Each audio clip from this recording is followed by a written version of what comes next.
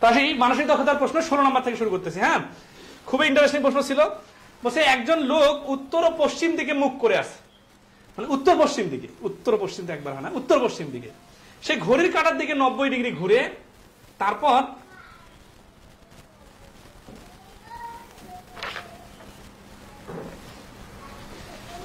হাত টাচটা কাজ করতেছে না।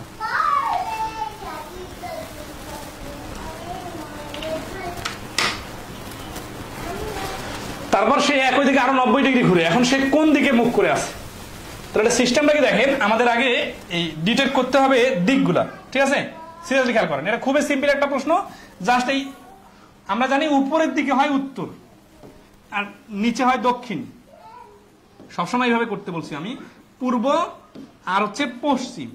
ইউটিউবে যারা আমাদের ভিডিওটা দেখছেন তারা খুব সহজে পারবেন। তো উত্তর পশ্চিম দিকে মুখ করে আছে, সেটা মানে কি? সেটা মানে হচ্ছে যে এই পাশে মুখ করে আছে, ঠিক আছে? সেই ঘড়ির কাঁটার দিকে, তাহলে এই পাশে মুখ করে থাকা অবস্থায় ঘড়ির কাঁটার দিকে 90 ডিগ্রি ঘুরে, তাহলে ঘড়ি এই পাশে ঘুরে না, তাহলে এইখান থেকে শুরু করে সেইভাবে ঘুরে ঘুরে মনে করে এই পাশে দেখতেছে, তাহলে এটার নাম কি? উত্তর পূর্ব। এখন কখন এটা 90 ডিগ্রি ঘোরার পরে, তারপরে ঘড়ির কাঁটার বিপরীত দিকে, তার মানে ঘড়ির কাঁটা তো এই পাশে ঘুরে, তাই না? বিপরীত দিকে মানে উল্টা পাশে কত ডিগ্রি? 180 ডিগ্রি।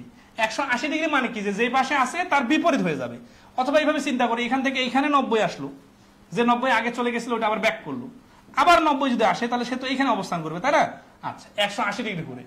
এবং আচ্ছা, তাহলে এখন কি 180 ডিগ্রি ঘোরার পরে এইখানে তার অবস্থান, এটার নাম কি? এটার নাম হচ্ছে দক্ষিণ পশ্চিম। এবং তারপর একই দিকে, একই দিকে মানে কোন দিকে? একই দিকে মানে ওই যে ঘড়ির কাঁটার বিপরীত দিকে আরো 90 ডিগ্রি ঘুরে, আরো মানে অতিরিক্ত 180 পরে আরো, তাহলে এইখান থেকে আবার আরো যদি 90 ডিগ্রি আসে তাহলে এই যে এইখানে আসবে, ঠিক আছে না? আচ্ছা, মানে আমরা এটা মাঝখানে 45 ডিগ্রি মাঝখানে ধরে নিচ্ছি, তাই না? কারণ এটাকে তো টোটাল 90 ডিগ্রি বলা হচ্ছে। তো এখন সর্বশেষ যে এইখান থেকে আরো 90 ডিগ্রি গেল একই দিকে মানে ঘড়ির কাঁটার বিপরীত দিকে, তখন তার অবস্থানটা কোথায়? এখন দেখেন, এটা হচ্ছে দক্ষিণ পূর্ব, পূর্ব দক্ষিণ বা দক্ষিণ পূর্ব। অপশনের মধ্যে আছে কি? দক্ষিণ হবে না, দক্ষিণ পশ্চিম তো এইটা ছিল শেষেরটার আগে, আর এটা হচ্ছে কি গ দক্ষিণ পূর্ব। তাহলে দক্ষিণ পূর্ব হচ্ছে এই প্রশ্নের অ্যান্সার। খুব বেশি জটিল ছিল না, এবং এই রকমের প্রশ্ন আমাদের মানসিক দক্ষতা বইয়ে মানে অ্যাভেলেবেল আছে। আমি আপনাদের সুন্দর করে আমাদের গ্রুপে বা পেজে পোস্ট দিয়ে দিব, সেখান থেকে দেখে নিতে পারবেন, ঠিক আছে? আশা করি ক্লিয়ার। তাহলে অ্যান্সার হচ্ছে দক্ষিণ পূর্ব, ঠিক আছে? আচ্ছা, ওকে, নেক্সট আসি। 17 নম্বর, নিম্নের শব্দগুলো অভিধানে যে ক্রমে আছে সেভাবে সাজানো। তাহলে এই অভিধানে মানে কি? ডিকশনারিতে কিভাবে আছে। হ্যাঁ, এখন ডিকশনারিতে সাজাতে গেলে কি হয়? সবগুলোতে যেহেতু পি আছে তাহলে ওকে ডান। পি এর পরে কোন অক্ষরটা আগে আসবে? এ অক্ষরটা আগে আসবে, তার মানে এটা 3 নাম্বার আছে। তাহলে অপশনের মধ্যে 3 নাম্বার আছে কোথায়? এই যে এইটা আর এইটা, তাহলে এই দুটা বাদ, কারণ পি এর পরে এ শুরু হবে, তাই না? তাহলে 3 3, ওকে ডান। তারপরে আসি, এখন তাহলে কি হচ্ছে? তারপরে পি এর পরে এ আছে, এটা 3 নাম্বারটা আগে বসে গেল। তারপরে কি বসবে? এই যে ই আছে, ই, এইটা বসবে। তাহলে 3 এর পরে হচ্ছে 5, এই যে 3 এর পরে 5 আছে, এখানে 3 এর পরে 4 আছে, এটা তো হবে না। তাহলে এই যে 3টা অপশনকে আমি স্ট্রং ভাবে ডিলিট করে দিতে পারলাম, তাহলে এটা অ্যান্সার। বাকিগুলো ট্রাই করারও দরকার নেই। কারণ কি? কারণ এখানে কোনোটাই না অপশন নাই, আবার অন্যগুলো তো হওয়ার সুযোগে নেই, তাই না? তাহলে বাকিগুলো অবশ্যই মিলবে। একটু মিলাই দেই, তাহলে পি এর পরে এ আগে, তারপরে ই আগে, তারপরে আবার কি ও পি কিউ আর, তার মানে ও আগে, তাহলে ও হচ্ছে 4, তার মানে 3 এর পরে 5, তারপরে 4, ঠিক আছে? তাহলে এই 3টা তো ইউজ হয়ে গেল। এখন এখানে পি এর পরে আর আছে, এখানে পি এর পরে আর আছে, কিন্তু আর এর পরে এখানে ও আছে, আর এখানে আর এর পরে এ আছে। যারা ডিকশনারিতে শব্দ খুঁজেন তাদেরকে তো এগুলো শেখানোর কিছু নাই, তাই না? আচ্ছা, তাহলে এখানে অ্যান্সারটা কি হচ্ছে?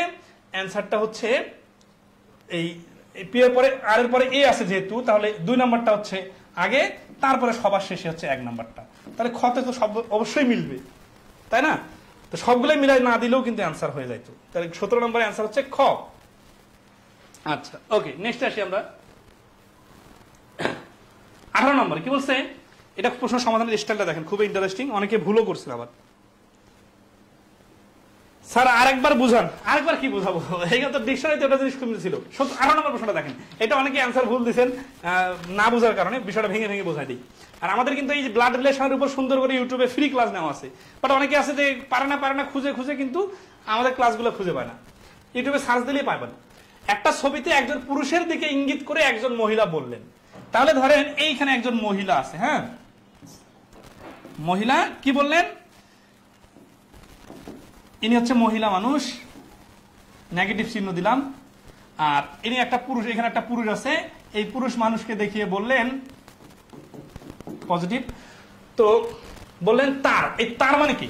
তার মানে হচ্ছে এই মহিলাটা ওই পাশে হাত দেখে বলতেছে ওই যে পুরুষ আছে না, এই তার ভাইয়ের, তার ভাই মানে কি? তার ভাই মানে হচ্ছে তো একই সমগোত্রীয়, তাই না? তাহলে একই ক্লাসে যেহেতু, সেহেতু এখানে তার পাশাপাশি দিলাম ভাইকে, ভাইয়ের বাবা। তাহলে ভাইয়ের যে বাবা, এ তো উপরে উঠে গেল, তো ভাইয়ের যে বাবা হয় সে তো তারও বাবা, তাই না? ওই পুরুষটারও বাবা। তাহলে তার ভাইয়ের বাবা পুরুষেরও বাবা, তার বাবা। এই পর্যন্ত বলার পরে তারপরে তাদের চ্যাপ্টার ক্লোজ। ওইখানে আর কিছু বলতেছে না, বলতেছে আমার দাদার। আমার মানে এখন এই আমারটা কি? যেহেতু কথা বলতেছে মহিলা, সেহেতু এই মহিলাটাই বলতেছে আমার দাদার। আমার দাদা মানে তার উপরে তার বাবা আছে, তারও উপরে চলে গেছে সে দাদাতে। তাহলে আমার দাদার একমাত্র ছেলে, একমাত্র। তাহলে আমার দাদার যে একমাত্র ছেলে, ছেলে তো আবার আমার বাবাই হবে। তাহলে এই যে আমার বাবা, এই লোকটা আর এই লোকটা কিন্তু সেম লোক, দেখেন। কারণ ওই পুরুষটার ভাইয়ের বাবা যে, সে হচ্ছে আমার দাদার ছেলে। তাহলে এই দুটো লোক যেহেতু একই, তাহলে এই লোকটা কি হয়? মহিলাটার বাবা হয়। আবার এই লোকটা কি হয়? এই লোকটা এই তার ভাইয়ের বাবা, মানে ছেলে পুরুষটার ভাইয়ের বাবা মানে তারও বাবা। তাহলে এই দুটো লোক যেহেতু সেম লোক, তাহলে আমরা বলতে পারি যে মহিলাটার যে বাবা, পুরুষটারও সে বাবা। তাহলে এদেরকে আবার একটা মাস করে দেই, যে একটাতে নিয়ে আসি। তাহলে এরা কি হচ্ছে? এই মহিলা হচ্ছে একই সিঁড়ির লোক, এরা দুই ভাই আর এক বোন। তাহলে পুরুষের সাথে এই মহিলার সম্পর্ক হচ্ছে, পুরুষটার বোন হবে মহিলা। তাহলে গ হচ্ছে অ্যান্সার। এটা কিন্তু সবাই পারছেন, কিন্তু সমাধানের স্টাইল বা থিঙ্কিং ডেভেলপমেন্টটা কিভাবে হয়, এই জিনিসটা খুবই ইম্পর্টেন্ট। ঠিক আছে? আচ্ছা, ক্লিয়ার হয়েছেন কিনা একটু কমেন্টে জানাবেন। ঠিক আছে? যদি ক্লিয়ার হয়ে থাকেন আমরা পরবর্তী প্রশ্নে যাব। কাজ করতেছে না। 19 নম্বরে দেখেন, এটা খুবই ইন্টারেস্টিং একটা প্রশ্ন। কারণ হচ্ছে যে এই ভার্বাল রিজনিং এর মানসিক দক্ষতা বইয়ের শুরুতে, আমাদের বইয়ের শুরুর পেজে আছে অ্যালফাবেটের রিলেশন গুলা। এখানে E5 দেখে 10 দেখে বোঝাচ্ছে। আমরা জানি কি, দেখেন ABCDE, ই হচ্ছে 5 নম্বর অক্ষর, কিন্তু ই কে 5 না দিয়ে 10 দিছে। তার মানে কি? আর পজিশন 5 গুণন 2 সমান সমান 10 হতে পারে। জের অবস্থা দেখেন, জে সমান সমান 20। জের অবস্থানটা কি দেখি একটু, ABCDE FGHI জে। তাহলে জের অবস্থান 10, কিন্তু জে কে দেওয়া আছে 20। তার মানে যে অক্ষরের ইংরেজি বর্ণমালায় অবস্থান যততম, তার ডাবল হচ্ছে তাদের ভ্যালু এখানে বলা হচ্ছে। ও ইকুয়াল টু 30। এইটার ক্যালকুলেশনও করার দরকার নাই, আগেরটা থেকে বোঝা গেছে যে বিষয়টা এরকমই। ও হচ্ছে 15 নম্বর অক্ষর, টি হচ্ছে 20 নম্বর অক্ষর, কিন্তু মানগুলো ডাবল। এখন বলছে কি, তাহলে B plus E plus S plus টি সমান সমান কত? বি এর মান কত? বি এর ক্রম যেহেতু 2, তাহলে বি এর মানটা হবে ডাবল 4। ই এর মান আর বাড়ি করার দরকার নাই, ই এর মান তো দেওয়াই আছে 10। এস এর মান কত জানি না, টি এর মান কত? 40। এখন আসি, টি অক্ষরটা 20তম অক্ষর। এখন এস এর মান বাড়ি করতে যে 1 2 3 গণার দরকার নাই। P Q R S T, S এর পরে তো টি, তাই না? তার মানে টি এর মান, টি যদি 20তম অক্ষর হয়, ওর ভ্যালুটা 40 হয়, তাহলে এস হচ্ছে তার আগের অক্ষর, 19তম অক্ষর, তার ভ্যালুটা হবে 38। কারণ ভ্যালুগুলো তো সবসময় ডাবল হচ্ছে এখানে। তাহলে এটা হচ্ছে, এই যোগফলটাই হচ্ছে আমাদের অ্যান্সার। 4 10 14, 38 আর 14 হচ্ছে 52, 52 আর 40 মিলে হচ্ছে 92। তাহলে এই প্রশ্নের অ্যান্সার হচ্ছে ঘ 92। সবাই ফুললি ক্লিয়ার কিনা একটু কমেন্টে রেসপন্স করবেন। ঠিক আছে? আচ্ছা, তাহলে কঠিন ছিল না কিন্তু, হ্যাঁ, বাট পড়ালেখা করা লাগবে। অনেকে আছে যে কিছুই পড়ে না, তখন মনে করে কি, আরে অনেক সহজ ছিল, পারি নাই। এরকম হবে কেন? প্র্যাকটিস করে করে একটু কঠিন আসলেও যেন সহজ মনে হয়। আচ্ছা, নেক্সট প্রশ্ন আসি। 20 নম্বর বলছে, নিচের কোন শব্দটি অন্যদের থেকে আলাদা? এখন এখানে যারা চিড়িয়াখানায় যায় তারা জানেন যে ইমু নামে পাখি আছে, উট পাখির মতো দেখতে। ঠিক আছে? অস্ট্রিচ আর কিউই, এই 3টা পাখি আসলে উঠতে পারে না। মানে ইমু আর ঈগল দেখেই বোঝা যাচ্ছে যে ঈগল উঠতে পারে। ঈগল তো আকাশে অনেক স্পিডে উড়ে, তাই না? আর ইমু তো উঠতে পারে না। তার মানে এই দুটা দেখেই বোঝা যাচ্ছে যে একটা উঠতে পারে না পারার সম্পর্ক। এখানে অস্ট্রিচ আর কিউই, এই দুটো পাখি হচ্ছে উঠতে পারে না। তাহলে ঈগল উঠতে যেহেতু পারে, তাহলে অন্যদের থেকে আলাদা যেহেতু, তাহলে যেটা উঠতে পারে এ তো একাকি, আর বাকিগুলো তো 3টায় উঠতে পারে না। তাহলে ঈগল যেহেতু উঠতে পারে, তাহলে এইখানে ব্যতিক্রম হচ্ছে ঈগল। ঈগল হচ্ছে উঠতে পারে। 21 নম্বর, একজন মহিলা বলেছেন, আপনি যদি আমার নিজের বয়সকে উল্টে দেন। এই প্রশ্নটা কিন্তু বাংলায় প্রশ্ন কোথাও খুঁজে পাবেন না আপনারা, অথচ এটা ব্যাংকের ম্যাথের ইংরেজিতে প্রশ্ন আসছে। এই আমি কয়েকদিন আগে এজ অধ্যায়ে অঙ্কটা করাইছিলাম। এজ অধ্যায়ের শেষের দিকে এই অঙ্কটা আছে, আপনাদের যদি মানে দেখাইতে পারতাম তাহলে খুব ভালো হতো। এইখানেই আর কি এই সর্বশেষ পিডিএফটা এজ অধ্যায়ে ইংলিশে আসছিল এই প্রশ্নটা।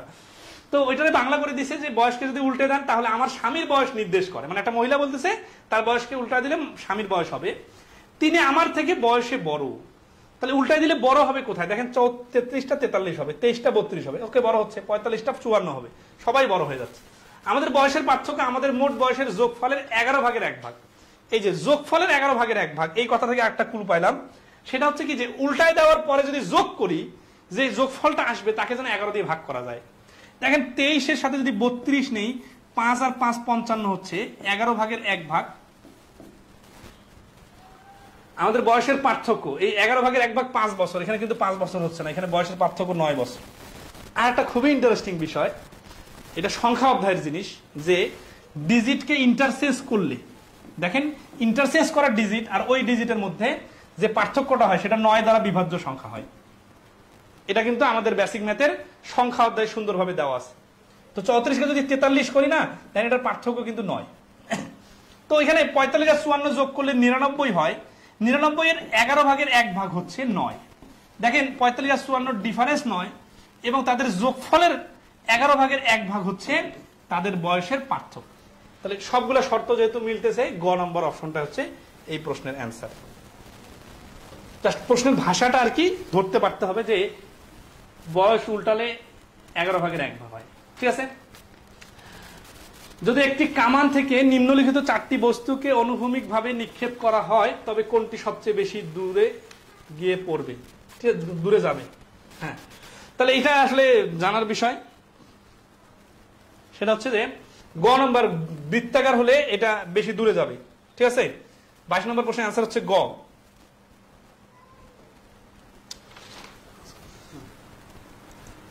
23 নম্বর বলছে একটা সবাই 15 জন লোক রয়েছে এবং তারা সকলেই সবার শেষে একে অপরের সাথে করমর্দন করে। এটা কম্বিনেশনের প্রশ্ন। আমরা সর্বশেষ যে ফ্রি ক্লাস নিয়েছিলাম সমাবেশের, ওইখানে করমর্দনের অঙ্ক দেখা দিছিলাম, তো ওইটাই কিন্তু আসছে, বাট এটা মানসিক দক্ষতা অংশে চলে আসছে, তার মানে তো পড়তে হবে। দেখ প্রথম অঙ্কটা কিন্তু ভগ্নাংশের উপর আসছে, এটা কিন্তু বিশেষ সিলেবাসে দেওয়া নাই, বাট পড়তে হবে, ঠিক আছে। তাহলে মোট কতটি করমর্দন হবে? তাহলে 15 জন লোক করমর্দন করলে কিভাবে হিসাব হয়? 15 যতজন তার থেকে 1 কম, তারপরে 2 দ্বারা ভাগ, ঠিক আছে। আচ্ছা, তাহলে 2 দ্বারা 14কে ভাগ করলে হচ্ছে 7, 7 15 হচ্ছে 105, তার মানে 105টি, সকলেই সবার শেষে একে অপরের সঙ্গে মোট কতটি করমর্দন হবে? তাহলে 105টি করমর্দন হবে। 23 নম্বর প্রশ্নের অ্যান্সার হচ্ছে খ। এটা হচ্ছে কি যদি কম্বিনেশন সূত্র অনুযায়ী করেন, NC2, n এর ভ্যালু হচ্ছে এখানে 15, 15C2 মানে 15 factorial divided 15 - 2 factorial into 2 factorial, তারপর হচ্ছে কত 15 মানে হচ্ছে 15 × 14 × 13 ফ্যাক্টরিয়াল, আর নিচে হচ্ছে 15 থেকে 2 বাদ দিলে 13 ফ্যাক্টরিয়াল ইন্টু 2। এই 13 ফ্যাক্টরিয়াল কেটে গেলে এই করমর্দনের এইটা হচ্ছে শর্টকাট। যতজন করমর্দন করে তার আগের সংখ্যার সাথে গুণ করে 2 দ্বারা ভাগ করতে হয়। এটা আমরা আমাদের বেসিক ক্লাসগুলোতে সুন্দর করে শেখাই দিই, আপনারা ইউটিউব থেকে ভিডিওগুলো দেখে নিতে পারেন, ঠিক আছে। আচ্ছা, নেক্সট আসে 24 নম্বর, কি বলছেন? সেই জুটি নির্বাচন করুন যা চিলড্রেন ও পেডিয়াট্রিশিয়ান জুটির মধ্যে প্রকাশিত সম্পর্কের মধ্যে একটি সম্পর্কে সর্বোত্তম ভাবে প্রকাশ করে। তাহলে চিলড্রেন আর পেডিয়াট্রিশিয়ান মানে হচ্ছে যারা চিলড্রেনদের ট্রিটমেন্ট করে তারা হচ্ছে পেডিয়াট্রিশিয়ান। এখন দেখেন স্কিন রিলেটেড ডাক্তার ডার্মাটোলজিস্ট, এটা ঠিক আছে। কিডনি সংক্রান্ত ডাক্তার যারা ট্রিটমেন্ট করে তারা নেফ্রোলজিস্ট, ঠিক আছে। কিন্তু এখানে যেহেতু মানুষের একটা রিলেশন এবং সর্বোত্তম ভাবে বার করতে বলছে, তাই না, তাহলে এটা হচ্ছে অসুখের ট্রিটমেন্ট। আর এখানে হচ্ছে অসুখ ঠিক আছে, কিন্তু চিলড্রেন তো অনেক ধরনের অসুখ হইতে পারে, তার একটা সূক্ষ্ম অসুখ হচ্ছে মানে চিলড্রেনের স্কিন রিলেটেড অসুখ হইতে পারে, কিডনি রিলেটেড অসুখ হইতে পারে, সর্দি জ্বর অসুখ হইতে পারে, অন্য যে কোনো অসুখ হইতে পারে, তাই না। তাহলে চিলড্রেনের একটা অংশ নিয়ে এরা ডিল করতেছে। কিন্তু গ নম্বরে দেখেন ফিমেল যারা আছে এরা কিন্তু মানুষের সামগ্রিকভাবে বোঝাচ্ছে, ফিমেলের বিভিন্ন ধরনের অসুখ হইতে পারে, কিন্তু ফিমেলসদের যারা ট্রিটমেন্ট করে মহিলা সংক্রান্ত ডাক্তার তারা হচ্ছে গাইনোকোলজিস্ট, ঠিক আছে। তাহলে সর্বোত্তম ভাবে এটা রিলেশনও কাছাকাছি, কিন্তু এখানে সর্বোত্তম ভাবে যেহেতু গ নম্বর অপশনটা আছে, এই জন্য গ নম্বর অপশনটা হচ্ছে এই প্রশ্নের অ্যান্সার, ঠিক আছে। অ্যাডাল্ট আর অর্থোপেডিস্ট, আসলে অর্থোপেডিস্ট এটা বানানটা ভুল আছে, ঠিক আছে, মানে এইভাবে আসছে পরীক্ষা, এই জন্য এটা হবে না। এই 3টা অপশন কাছাকাছির মধ্যে গ নম্বর অপশনটা নিতে হবে, অ্যানালজি একটু সূক্ষ্মভাবে করতে পারতে হবে। আচ্ছা,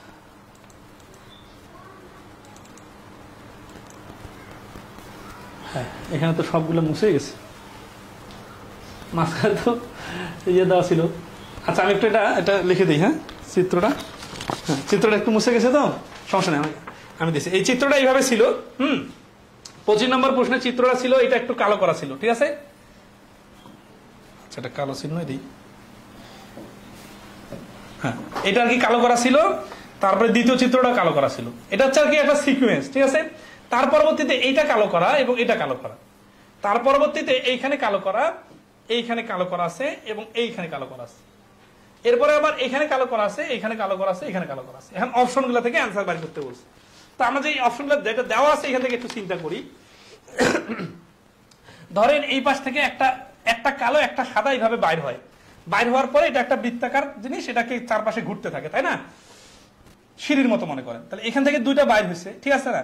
তারপরে এই পাশে আগাচ্ছে, আগালে এই কালোটা যখন এইখানে চলে যাবে, ধরেন এই কালোটা এখানে যখন চলে আসলো, ঠিক আছে, আর উপরের কালোটা নিচে চলে আসলো, তাহলে উপর থেকে তো এখন একটা সাদা অংশ বাইর হবে, তাই না। তাহলে এখান থেকে আমরা দেখতেছি যে ডান পাশে আগাচ্ছে, মানে বৃত্তাকারে ঘুরবে। এখন আসি তারপরে এবার কি হবে, এটা 1 নম্বর, তারপরে 2 নম্বর। এখন 3 নম্বরে কি হবে, এই কালোটা কর্নারে চলে যাবে, তাহলে এই যে এখান থেকে কালোটা কর্নারে চলে গেছে, আবার এই মাঝখানের কালোটা নিচে চলে আসছে, আর উপরে সাদাটা নিচে চলে আসছে এখানে, আর উপরে আবার একটা কালো বাইর হয়ে গেছে। তার মানে এখানে চলমান আছে জিনিসটা। তারপরে কি হচ্ছে দেখেন, এই কালোটা এইখান থেকে উপরে চলে গেল, তাহলে এই দেখেন উপরে চলে গেছে, তখন এই কালো জায়গাটাতে সাদা হয়ে গেছে, তখন আবার এই কালোটা সামনে আগায় গেছে, যেহেতু সবগুলো এক ধাপ আগে যাচ্ছে, আবার উপরে কালোটা যখন নিচে চলে আসলো তখন উপরে একটা সাদা অংশ বাইর হলো। তার মানে এটা চলমান একটা প্রক্রিয়া, ঠিক আছে। এখন কি হবে, এর পরের বার এই কালো অংশটা এইখানে চলে যাবে, আর এই কালোটা তখন এইখানে চলে আসবে, এবং এই কালোটা নিচে নামে আসবে যখন, তখন উপরে এই সাদা অংশটা নিচে নেমে উপরে একটা কালো অংশ তৈরি হবে। তার মানে 4 কোণে 4টা কালো অংশ হবে। অপশনগুলোর মধ্যে এই যে দেখেন এইভাবে অপশন দেওয়া আছে, এখানে 4টা অংশে কালো দেওয়া আছে, আবার এখানে এই অংশটা দেওয়া আছে, এইখানে অপশনগুলো দেওয়া আছে এইভাবে, আর এইখানে দেওয়া আছে এইভাবে, ঠিক আছে। তো এই ক্ষেত্রে কোনটা হবে অপশন, ওই যে যেহেতু বললাম যে আমাদের 3টার পরে পরবর্তীতে ঘুরে ঘুরে এখানে 4 নম্বরটাও কালো তৈরি হবে, তাহলে ক হচ্ছে এই প্রশ্নের অ্যান্সার। সবাই বুঝতে পারছেন কিনা জানাবেন, ঠিক আছে। আচ্ছা পরবর্তী আসি, নিম্নের প্রশ্নবোধক চিহ্নে কোন সংখ্যাটি বসবে। সাধারণত মাঝখানে বড় সংখ্যা থাকলে গুণ করে বা একটা যোগ একটা গুণ, মানে গুণের একটা বিষয় থাকেই, কারণ নাহলে তো এত বড় সংখ্যা হবে না। এখন পারেস্টে 32 আর 9 গুণ করলে 200 পার হয়ে যাচ্ছে, তার মানে সবগুলোই গুণ করতে হবে এরকম না। তাহলে কখনো দেখা যায় যোগ করে গুণ করতে হয়, বিয়োগ করে গুণ করতে হয়। এমন একটা বিষয় দেখি যে 108, মানে মাথাটা আমি এখন সমাধান করে দিলে অনেক ইজি মনে হবে, বাট পরীক্ষার হলের স্টাইলটা খুব ইন্টারেস্টিং, যে নিজে নিজে কিভাবে ভাবা যায়। 108কে নিয়ে ভাবি, 108 সংখ্যাটা কেমন দেখতে, 54 108 হয়, আবার গুণ করলে কি হয়, 9 12 108 হয়। তাহলে এখানে যেহেতু 9 দেখতেছি, তাহলে আর 12 দিয়ে কিভাবে 12 আনা যায়। এই যে এইভাবে উল্টা পাশে ভাবলে কিন্তু চিন্তাটা মাথায় কাজ করবে। কেউ যদি এখানে স্কোয়ার দিয়ে ভাবেন, কিউব দিয়ে ভাবেন, গুণ করে ভাবেন, তাহলে কিন্তু ভাবনাটা বেশি জটিল হয়ে যাচ্ছে, অনেক বেশি সময় লাগবে, তাই না। তাই জন্য উল্টা পাশে যদি ভাবি 108 নিয়ে 9 12 108 হয়, এখানে 9 দেখা যাচ্ছে, তাহলে এই 12টা কিভাবে আসবে, 8 আর 4 যোগ করলে 12 আসবে। তাহলে খুব ইন্টারেস্টিং। তার মানে বোঝা যাচ্ছে নিচেরটা দিয়ে গুণ আর উপরের 2টা যোগ, তাহলে উপরের 2টা যোগ করলে এখানে হচ্ছে 5 আর 4 যোগ করে 9, আর 12 আর 9 গুণ করলে 108। তাহলে এই অপশনের গ হচ্ছে অ্যান্সার। তো 2টা যে 108 আসলে সমস্যা আছে, কোনো সমস্যা নাই, 108 হতেই পারে, ঠিক আছে না। আচ্ছা সবাই কিন্তু অনেকেই পারছেন, বাট অনেকের ডাবল সময় নষ্ট হয়েছে। তাহলে চিন্তাটা কোথা থেকে শুরু করতে হবে এটা আমি দেখাই দিলাম, ঠিক আছে। আচ্ছা নেক্সটে আমরা আসবো 27 নম্বর প্রশ্ন, বলছে সঠিক বানান কোনটি চিহ্নিত করুন, ঠিক আছে। এখানে আপনারা এই শব্দটার পরিচিত থাকলে পারবেন, ঠিক আছে। এখানে আবার এক্সপার্টাইজ দেখানোর কিছু নাই। ঘ নাম্বারটা হচ্ছে সঠিক বানান কনসেন্টিয়াস। কনসেন্টিয়াস শব্দের অর্থ হচ্ছে বিবেকবান। আপনারা নিজে থেকে একটু গুগলে বা ট্রান্সলেটরে দেখে নেবেন, ঠিক আছে, ডিকশনারিতে দেখে নেবেন। কনসেন্টিয়াস শব্দের অর্থ হচ্ছে বিবেকবান, অন্য শব্দগুলা বানানে ভুল আছে। 28 নম্বর এখন আবার কাজ করতেছে। 28 নম্বর হচ্ছে একটি কমিটিতে পুরুষ ও মহিলার সংখ্যা একটি অনুপাতে 3:2 হলে এবং মহিলার সংখ্যা 25 জন হলে। দেখেন মহিলার সংখ্যা যদি 25 জন হয়, তাহলে এটা আবার 3:2, তার মানে তো দশমিক চলে আসতেছে, তাই না। আচ্ছা দশমিক আসুক, তাহলে কি হবে, 2 অংশের মান যদি 25 হয়, 1 অংশের মান হবে 12.5, তাহলে 3 অংশের মান হবে 3 12 36 37.5। তাহলে এখানে অপশনের মধ্যে 37.5 নামে কোনো অপশন দেওয়া নাই, তাহলে হয় অনুপাতে ভুল দেওয়া আছে অথবা এখানে ডিজিটে ভুল দেওয়া আছে। ঠিক আছে, তাহলে এই প্রশ্নের অ্যান্সার কিন্তু দেওয়া নাই। তাহলে আমরা কিন্তু দুইটা প্রশ্নের অ্যান্সার পাইলাম না প্রশ্নের মধ্যে। এই প্রশ্নের অ্যান্সার হবে 37.5 অথবা প্রশ্নের মধ্যে ভুল আছে আর কি। ঠিক আছে, 29 নম্বর প্রশ্ন, ইবিকুইটাস শব্দটির সমার্থক শব্দ কোনটি? এটা হচ্ছে কি সর্বত্র বিরাজমান বা সর্বব্যাপী। এই সর্বব্যাপী আর অ্যাবান্ডেন্টটা কিন্তু প্রচুর, আর ওয়াইড স্প্রেড মানে সর্বব্যাপী, স্কয়ার মানে কম, আর লিমিটেড মানে তো সংক্ষিপ্ত। ঠিক আছে না, তাহলে এটা গ হচ্ছে অ্যান্সার। সর্বব্যাপী আর প্রচুর দুটা কিন্তু একই জিনিস না। প্রচুর মানে কি একটা আঙ্গুলের মধ্যে আপনার প্রচুর পরিমাণে মসুরের দানা বা ছোট মার্বেল অনেকগুলো আছে একটা জায়গাতে, বা একটা পুকুরের মধ্যে অনেক মাছ আছে, কিন্তু সর্বব্যাপী আছে এটা আলাদা কথা। ঠিক আছে না, আচ্ছা তাহলে এটা ওয়াইড স্প্রেড।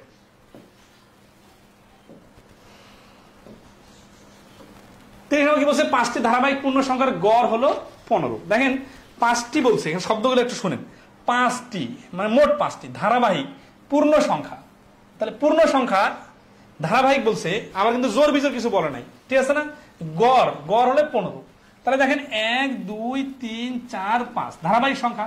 আমরা জানি ধারাবাহিক সংখ্যার গড় যদি 15 হয় তাহলে কি হবে, তাহলে পরের সংখ্যাটা হবে 16, তারপরেরটা হবে 17, এর আগেরটা হবে 14, তার আগেরটা হবে 13। কারণ কি গড় যেটা সেটা মাঝখানে বসে। এটা হচ্ছে আমাদের বেসিক থিম, বেসিক ম্যাথ বইয়ের শুরুতেই সুন্দরভাবে আলোচনাগুলো করা আছে। তো এখানে আমরা দেখতেছি যে 13 14 15 16 17, বড় পূর্ণ সংখ্যাটা হচ্ছে 17, না অপশনের মধ্যে 17 দেওয়া নেই, তাহলে এই প্রশ্নের অ্যান্সার দেওয়া নেই। এখন যদি আবার পূর্ণ সংখ্যা 5টি ধারাবাহিক পূর্ণ সংখ্যা, এখানে যদি জোর পূর্ণ সংখ্যা বলতো বা বিজোর পূর্ণ সংখ্যা বলতো তাহলে আরেকটা অ্যান্সার আসতো। ঠিক আছে, বাট এখানে তো যেভাবে বলা আছে সেই অনুযায়ী অ্যান্সার সঠিক দেওয়া নাই। ঠিক আছে, আচ্ছা তাহলে এই প্রশ্নের অ্যান্সার কি হবে? অ্যান্সার নাই, কিভাবে দিব অ্যান্সার? তো আশা করি ক্লিয়ার নাকি? আপনার বই থেকে পৃষ্ঠা সহ সমাধান দেন। হ্যাঁ, আমি এটা পরবর্তী এখানে সময়ের অভাবে পৃষ্ঠাগুলো বাইর করে সুন্দর করে সাজাইতে পারি নাই। ঠিক আছে, আমি সুন্দর করে আমাদের গ্রুপে এবং পেজে পোস্ট দিয়ে দিব। ঠিক আছে, তো সর্বশেষ একটা ঘোষণা আপনাদের দিয়ে রাখি, আমরা কিন্তু আমাদের যে বেসিক ম্যাথ এবং মানসিক দক্ষতা বইয়ের উপর কোর্স, ফুল কোর্স চালাচ্ছিলাম। এই কোর্সে আমরা নতুন করে 47তম বিসিএস এর জন্য শুরু করতে যাচ্ছি। যারা জুনিয়র আছেন এবং 47তম বিসিএস কে টার্গেট করে অনেক আগে থেকে প্রস্তুতি নিতে চান, তারা আমাদের এই বেসিক ম্যাথ বইয়ের ফুল বইটা, আজকে হয়তো প্রশ্ন সহজ আসছে, মনে হচ্ছে যে এইটা কয়েকটা পড়লে তো হইতো, কিন্তু আপনি তো জানেন না যে কোন অধ্যায় থেকে কোন প্রশ্ন আসবে। এই জন্য সবগুলো টপিক মোটামুটি পড়তে হবে। বিসিএস সহ যে কোনো পরীক্ষার প্রিপারেশন হয়ে যাবে আমাদের এই ফাউন্ডেশন কোর্স করলে। তো এই বেসিক ম্যাথের ফাউন্ডেশন কোর্সটাতে আমরা আগামীকাল থেকেই ভর্তি শুরু করব। আমাদের এই বইয়ের কোর্সে মাত্র লাইভ ক্লাস হয়ে গেছে 20%, এবং বিসিএস এর সিলেবাসের সবগুলো টপিক এখন মোটামুটি বাকি আছে, জাস্ট 2-3টা টপিকের ক্লাস হয়েছে। তো এই কোর্সে যারা আপনাদের পরিচিত শুভাকাঙ্ক্ষী যারা আছে এবং জুনিয়র যারা আছে, তাদেরকে আমাদের এই বেসিক ম্যাথ এবং মেন্টাল অ্যাবিলিটি দুইটা কিন্তু আলাদা আলাদা কোর্স, আমাদের যে কেউ ভর্তি হয়ে যেতে পারেন। বাংলাদেশে শুধু বিসিএস পরীক্ষা হয় না, বিসিএস বাদেও প্রতি সপ্তাহে, বিসিএস পরীক্ষা তো হয় 1 বছর পরে, বিসিএস বাদেও প্রতি সপ্তাহে সপ্তাহে প্রচুর পরীক্ষা চলমান থাকে। তো এই সবগুলা কোর্সের বেসিক ফাউন্ডেশন তৈরি করার জন্য আমাদের খায়রুস বেসিক ম্যাথ বইয়ের উপর চলমান বেসিক ম্যাথের কোর্সে ভর্তি যে কেউ হয়ে যেতে পারেন। এটার জন্য আমাদের এই পেজের ইনবক্সে নক করলেই হবে। মাত্র বেসিক ম্যাথের ফি হচ্ছে মাত্র 1200 টাকা এবং মেন্টাল অ্যাবিলিটির ফি মাত্র 1400 টাকা। একসাথে ভর্তি হলে ডিসকাউন্ট আছে, বিস্তারিত আমাদের পেজে জানতে পারবেন। তো আমাদের এই কোর্স যারা করছেন তারা কিন্তু আমাদের আজকে এই পরীক্ষায় ফুল মার্কস ক্যারি করার কথা, যদিও 30টা প্রশ্নের মধ্যে 3টা প্রশ্ন ভুল ছিল। মানে ভুল ছিল বলতে কি অপশনে অ্যান্সার দেওয়া ছিল, এটা তো আমাদের দোষ নাই। ঠিক আছে, তো আশা করি সবাই অনেক ভালো করছেন এবং যারা আরো লম্বা সময় ধরে প্রিপারেশন নেবেন তারা আরো অনেক ভালো করবেন। আজকে এ পর্যন্তই, ভালো থাকবেন সবাই, ইনশাআল্লাহ দেখা হবে পরবর্তীতে। আর আমাদের এই ক্লাস কিন্তু চলমান আছে, রানিং, বুঝছেন? আগামীকালকে থেকে এই ক্লাস শুরু হয়ে যাবে, মানে আগামীকাল থেকে ভর্তি শুরু হয়ে যাবে। আগামী 1 সপ্তাহের মধ্যে আপনারা জয়েন করে নেবেন যারা যারা জয়েন করতে ইচ্ছুক। আর লম্বা প্রিপারেশন না নিয়ে রেস্ট নিতে থাকবেন, তো দেখা যাবে যে কিছুদিন পরে আবার পরীক্ষার রাত চলে আসবে, আবার তাড়াহুড়া, আবার হতাশায় পারবে। সিরিয়াস হবেন, একটু আর্লি সিরিয়াস হবেন।